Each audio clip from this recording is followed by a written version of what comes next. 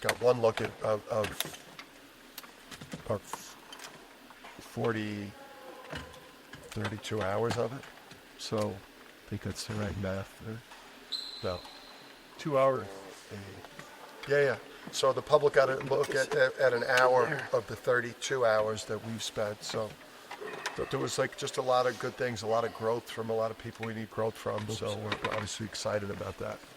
So Dan, what happened? What happens now? Do you send them off with things to do? Like what happens in the next? Yeah, we want to just make sure that we don't have it's like guys go home like Liam did, and they come back with an ankle that causes them to miss 3 or 4 weeks because they're working out with the trainer and they step on a cone or whatever the hell they're doing with the trainers. So just try to avoid that. We give them a lot of shooting drills and a lot of dribbling drills that we'd like them to do, and in the lift and then do some things to stay in shape because once they get back, we'll hit the ground running again. But we got after it this summer. We're just proud of our summer. We had a great summer. We worked so hard, and we got so much live reps that we feel like we could probably play a game tomorrow if we have a hard game. Can you just kind of run down on the new guys, kind of what you saw for them? I think just with Aiden and Taris, they got getting used to our pace and how hard we practice and the tempo and the fact that there's there's basically no fouls called, and it's just so physical. So I think that's like great preparation for the Big East. The conditions are so stressful that the games feel a little bit easier for our guys overall. And then I think with Liam, Ahmad, and Zay, I think it's like the same thing. It's just like it's all we're really trying to get across is just how we practice, how we compete, how relentless we play, offensively, how we want to move the ball and share the ball and our transition game, which and then to focus on the things that are important to us. We led the country last year. I think we led the country last year in threes and dunks, and we want to keep dunking and hitting threes. So that's our style of play. How do you think Liam can impact the game throughout the course of the upcoming season? Liam, I think obviously the scoring, like the perimeter scoring punch, which we lost for some key guys. Obviously that 3-point line shoot, 3-point line marksman that just opens up the court for other things to happen. That changes just the gravity that way. That competitiveness, like personality, he's got a lot of confidence, so that swagger is important. But I also think he can really pass too, and I think that people will see that, when we get our bigger guards downhill at the paint, in advantages that we create with our offense, big guards that can throw lobs or finish at the rim or spray it out to the 3-point line. And how did you come to target Liam? How did you decide he was? Yeah, just getting a chance to see him play a lot, and I think our plan was, was to get an impact player, whether that was portal or as an available high school player. And for us, he was maybe, the only available high school player that we would have recruited because we knew we needed an impact player with everything that we lost. So just knowing what we knew about him from spending some time at Montverde was we didn't have to learn a lot about him. We knew a lot about him. I knew he had the maturity, and he'd been coached up there, and then obviously he had the pedigree. So is it a case where you kind of noticed him as you were looking at the other foul effect?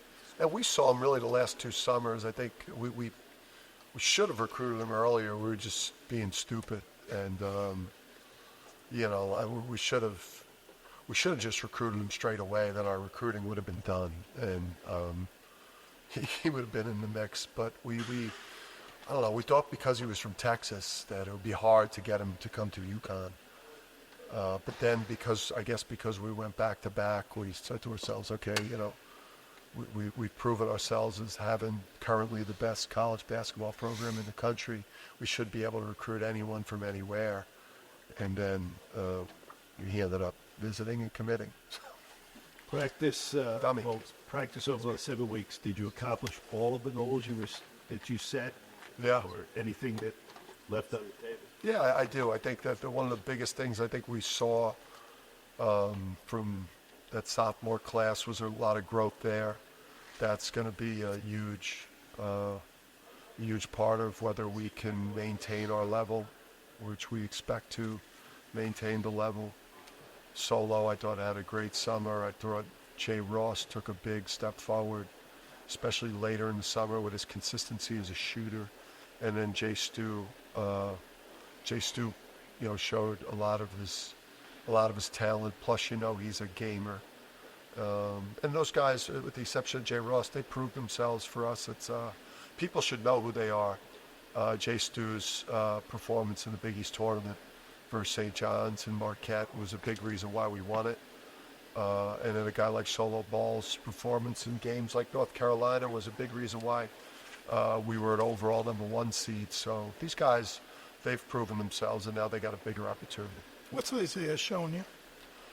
Just a talent, like more offense than we thought, even better offense than we thought we were getting, and then just toughness and athleticism. Our type of guy, really. I mean, just just our type of guy. Just a great family pedigree and just our type of guy. Does that second banner up there make it any more pressure in here? No, I don't think so. I think it should put more pressure on everybody else than it's like I think we have more confidence. I think deep down inside we know we can do it here. There's a lot of the people that haven't done it, they probably have questions about whether they can do it, whether they can win a 6-game tournament versus all different teams, single elimination. We don't have to answer the question on whether we can do it or not. I think maybe the pressure would be more on us if we got, if or when we get to a national championship game, or if or when we get to a Final Four, and now you're that close to it. But maybe the pressure would shift. But at this point, I guess if you don't win it, people then, oh man, you suck, you failed to three-peat. I think the pressure's on these other big programs that haven't won it in a long time. And in some, obviously some places a long time. Do you anticipate Taras and Sampson? You've had the two-headed monster type of thing the last 2 years. One guy obviously playing a lot more than the other, but both contributing. Do you anticipate that, or it might be more of an even split? Are they kind of battling that out?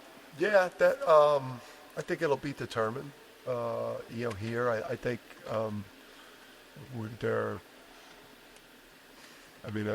both talented guys and talented in different ways, and I think we love the setup there, and I think it has the potential to be just really, really great for us again if we hit it right, which we think we have. They bring different elements. It could be a game-by-game thing based on foul trouble. And when you look at last year too, it's like, there were games throughout the year where, Donovan had to carry it because Sampson was in foul trouble, or Donovan had it going. And then there were a number of games, even when Donovan was healthy, like the Big East tournament, where Donovan got in foul trouble, or Sampson was just really, really good for us, like the Carolina game at the Garden, or the Texas game at the Garden, where Sam was just a monster for us. So yeah, I just think it's you play the hot hand, you play the matchup, you just make sure you have two centers with a high level of talent, and we have two centers with high level talent. Imagine the obligatory. You don't anticipate them playing together too much, right? Just do that. No. You had mentioned that Terrace's game sort of had more to it that hadn't been unlocked. I feel like Terrace's biggest problem, having spent 2 months with him, and is that he has almost too much physical talent for somebody his size, because he then could do a lot of different things, and he ends up having so much variety, and I think that is actually has probably been the reason why his field goal percentage has not been as high as you'd expect from a center, and the assisted turnover, and maybe the block shots and some of the rebounding numbers not being where you'd want him to be for somebody who's so gifted. I mean, I think his biggest problem is how talented he is and how many things he's capable of doing, and I think we're just getting him to lock it in on some of the things that we really built into Adama's focus, and then the fact that he, in the ball screen game for them in his college career, had very limited dunks and lobs, and we feast on those because he is a vertical athlete too. So it's our job to coach him up, and if our coaching staff is as great as everyone says we are, then we'll get it out of them. Did it take long for the new guys to get used to your intensity in practice?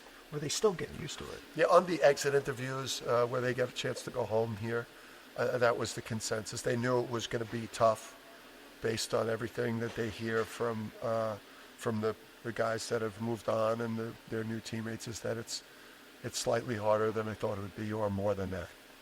And that made us happy. What does Ahmad add to this team? Toughness, Ahmad, toughness, physicality at the guard spot, on-ball defense. It's I think the best he played this summer was definitely in the open practice, was the best he's played. So that's always a thing too. That's like when the lights come on, that's a nice thing to see, that a guy can like level up his performance. I think Jay Stu has a little bit of that. So Ahmad showed some of that. Did you hear anything else interesting in the exit interviews aside from the fact that it was more intense than they thought it would be? Like, kind of caught you guys off guard, or were happy to hear? Yeah, I mean, we gave them a lot of things that we think on the way out that they need to work on. The areas that they need to get better when they get back, where their focus needs to be. The summer's so busy. You know, we're able to only sit down with them just a couple times over the 10 weeks we're together and talk about how they're doing. And so this was really a chance to talk about the things that we think are areas they got to focus on. And then also tell them how much we appreciate how hard they worked, and then just how happy we are that we recruited everyone that we've brought in here. We feel like we brought in all the right people to stay where we are. And so we think it's a talented group. One of the things you shared about your meeting with the team when the Laker stuff was swirling was that you could sense or see Liam like burning a hole through you with his eyes. Something like that. He clearly wasn't pleased about that possibility. Has he had a more sunny disposition? Yeah, he's wired different. Obviously, he has a different. You're talking about a fourth generation college basketball player. Talking about that in terms of great basketball families. So that's anytime you deal with that, you get a serious individual that is coming to your program for very serious reasons, and he displays that. I mean, and a team needs that. A team needs a player with those attributes and the fire and a little bit of nasty competitiveness, and he's got an edge to him. You need that balance with that team, and I think he's just what we needed based on what we lost. You've talked a little about Aiden needing to put last year behind him and play more, build more off his freshman year. Have you seen something click in him? Is there a different confidence? Or? Yeah, I think he's just in he's in a space where he's kind of somewhere between where T-New was during that first summer and where Cam was in that first summer. He's kind of somewhere in between the two. He's had a really good summer. It's an adjustment, for any player here. The pace, the physicality, the amount of fouling that goes on, that you've got to play through. I mean, he's got scratches. I mean, his mom is going to wonder, like, what the hell we've been doing there. It's like he played with Wolverine this summer.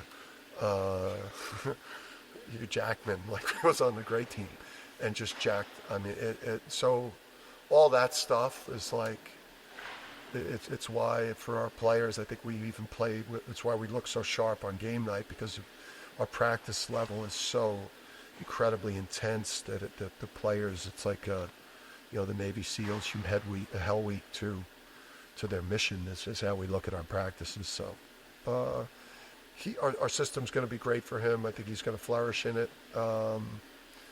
Once we start playing games, he's had a little more time. A lot of things jumped out at that open practice. Isaiah's athleticism. Is it more than you thought it was? He looks super athletic in there, and just touch on that and how that's going to obviously benefit him, moving forward here. Yeah, athleticism and just the relentlessness with which he plays. He's played hurt this whole week, which was great. Just he dragged himself because he wanted to finish the summer, not on the side, so he played through an injury, which was great. But he's a better basketball player because he's always been an athletic, high motor, high energy, but the skills are starting to really develop, which is nice. Does Aiden fit in well here because of his three-point shooting, or because he's tough? What is it that? I think it fits in because of with us, we move the ball and the ball doesn't sit in the hands of one guard as like this ball-dominant point guard. So the way that we play is that, in a perfect world, we'd have combo guards all over the court that share the handling responsibilities because, we emphasize the ball screen game, but we obviously emphasize the ball moving and no one over dribbling it and multiple people handling it and everyone being a well-rounded guard. So he's a well-rounded guard that is basically a 1,000-point scorer coming into his junior year, and he could facilitate, and he's a sharp passer. He could score from three, and he's crafty around the rim. So, Was this the softball game? Did they give you the Aaron Judge treatment and just walk you, or what did they do? I was. Did we put that up yet? We'd not. It happened because Summer got one, but there's no content out to make that. I'm going to let the fans just decide. I'm going to let the fans decide once all the numbers and everything has been established and the amount of wins over, and then everyone could just, I guess the fans could decide, like, whether I get an MVP or not in these individual years, like just deciding maybe who's the greatest player of all time in softball history, overall body work, wins, stats, leadership. Talking about Hall of Fame for you then. Or greatest of all time. Status. If you just count everything. Statue. There's a rumor that a couple guys win yard. Yeah, I mean, some were on the losing team for solo home runs. It also matters when you hit them. And leadership. You're looking forward to that video then. Me too. I'm stunned it hasn't found its way. But we have a lot now. We have the medal winners from today. And we have the softball game. We have a lot. And national editing needs to go into it. Yeah, I'm excited to see it hit now. The medal thing's an accumulation of like points they gain over the summer, right? Yeah, like everything. Shooting drills, live stuff, weight room, everything. So how did that shake out? You'll see it's going to drop today, hopefully.